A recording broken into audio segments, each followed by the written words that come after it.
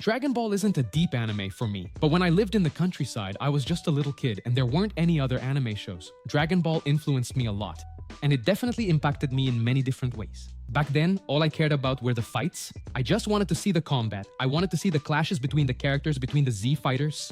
But looking back at that time more deeply, Dragon Ball really did impact me because there were scenes of death, of loss, of hopelessness, of moments of rage. So thinking about it today, I realized that back then, this anime, which isn't all that deep, was already affecting me. And now, watching Dragon Ball again as an adult, I realize it impacted me more than I ever imagined. After I became an adult, my brain now pays more attention to certain things that I didn't notice before, unconsciously. It's not even something I can choose. And Vegeta, in this universe, he's incredibly important, not just for the story itself, but for us as well. I dare to say that Dragon Ball wouldn't be the same without him. And the two things the character made me reflect on the most, both during my childhood when I first watched it, and now, were two fundamental factors in human life: ego and redemption. Vegeta is the son of King Vegeta, and from a young age he was a character with a lot of expectations placed on him. He was always heavily praised as a child, and that really shaped his personality. On top of that, there's a bitterness to the character regarding the abuse his race suffered at the hands of Frieza. His home planet, Planet Vegeta, imagine having a planet with your name, was destroyed, and that made his hatred for Frieza grow even stronger. And Frieza also ended up having a certain influence on his behavior. So here we have a character who was influenced by Frieza, and that explains a lot. Vegeta is a sadistic character during his first appearances. He has no attachment or pity for anyone. He's extremely arrogant thanks to his upbringing and also due to his enormous power, which is far above average. Everything revolves around his own self-interest. He even kills his own companion Nappa. In this first part of the anime, it's as if he's the only one that exists, nothing else. He also believed that his race was superior to all others, and this made him respect only beings like himself, the Saiyans. Vegeta's sadism can be heavily influenced by his childhood experiences, and that's exactly what happened to him. In one study, it was shown that exposure to childhood trauma is prevalent among incarcerated youth and is associated with antisocial traits and behaviors. It has been proposed as a risk factor for developing sadistic traits, which has been shown to predict future violence in young people. Amidst all this perversity, Vegeta had a fixation on one character, Goku, who in every battle showed something superior to him. This created a motivation to surpass him, while at the same time generating a feeling of inferiority within him. Goku, indirectly, made the one who thought himself superior, precisely because of his race, confront his own inferiority, because this character's great weakness and strength is precisely his ego. Vegeta has a gigantic ego, and that can be very good in some respects. This gigantic ego can literally propel a person forward, even if it's in a false way. You'll see what I mean. When we have a big ego, we can push ourselves harder, precisely to maintain that idealized image. What happens with Vegeta, who trains a lot and puts in so much effort, precisely to maintain this image of being one of the strongest warriors in the universe? And many people use their ego in this way to advance in their careers, to develop themselves further. However, ego can make you quite vulnerable, even if you are one of the strongest Saiyans in the universe, as is the case with Vegeta. That's because there's a subtle difference between having a big ego and having a strong ego. When I feel that someone has a big ego, it implies that they are seen as someone who thinks they're important and superior to others. Having a big ego is also often associated with narcissistic traits, a superiority complex, and egocentrism. Vegeta. In other words, if a person has a big ego, it means they're very attached to the self, to mine. For Vegeta, at the beginning of the anime, it's almost as if no one else exists. We notice this in the way he looks down on the other Z warriors, especially the non-Saiyans. The term ontological addiction refers to a person's dependence on their own beliefs about the importance they attribute to themselves.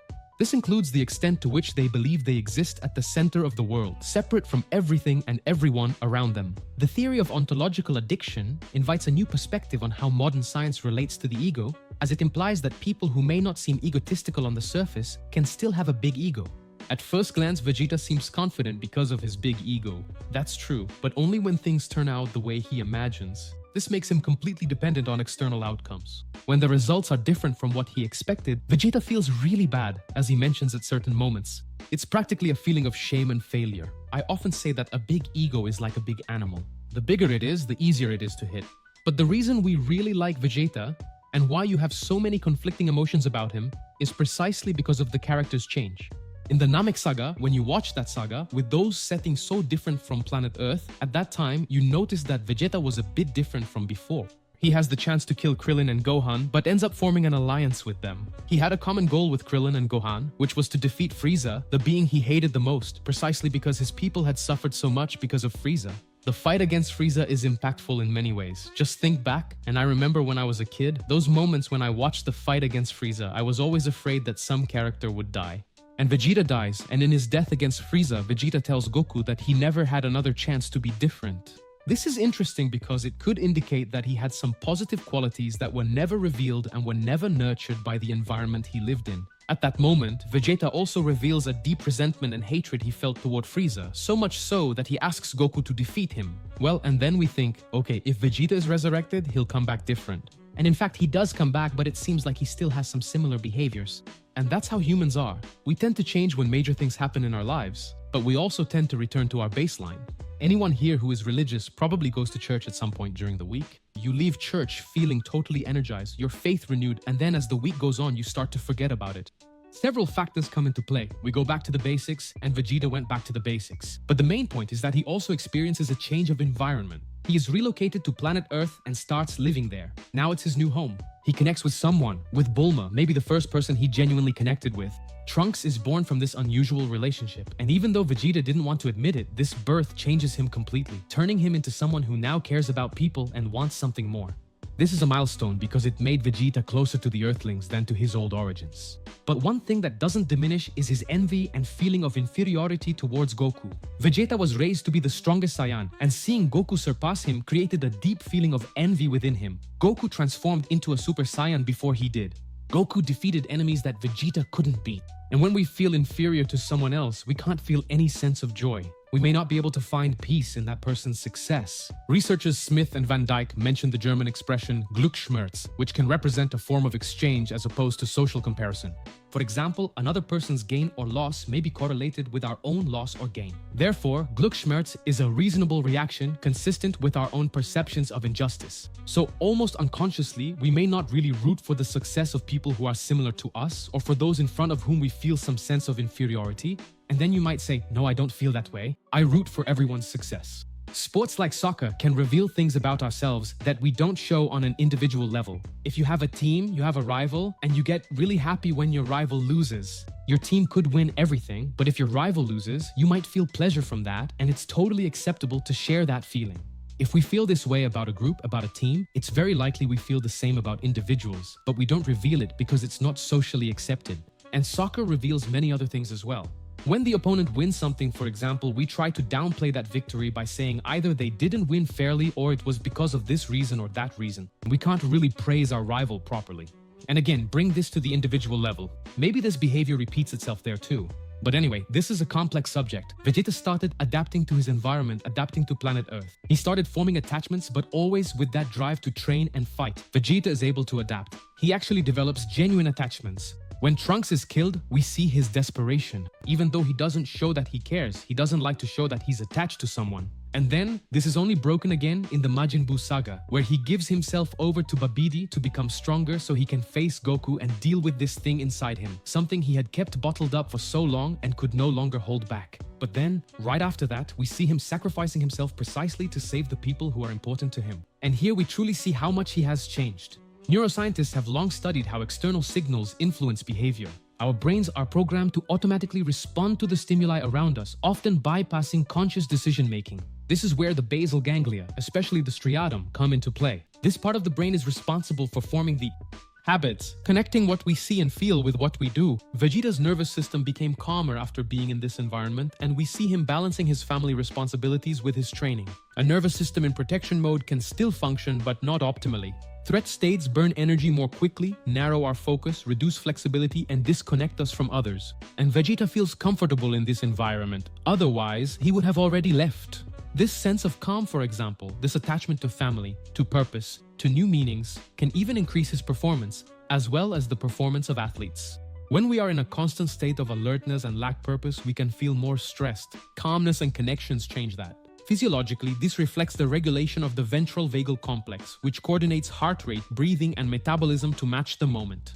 The body, when mobilized in a threat situation, operates under sympathetic dominance. Heart rate increases, muscle tension rises, and we lose flexibility. You need calm and to take steps back in order to keep making progress in something. And Vegeta's evolution is precisely about that. Now he seems like someone with greater well-being than before.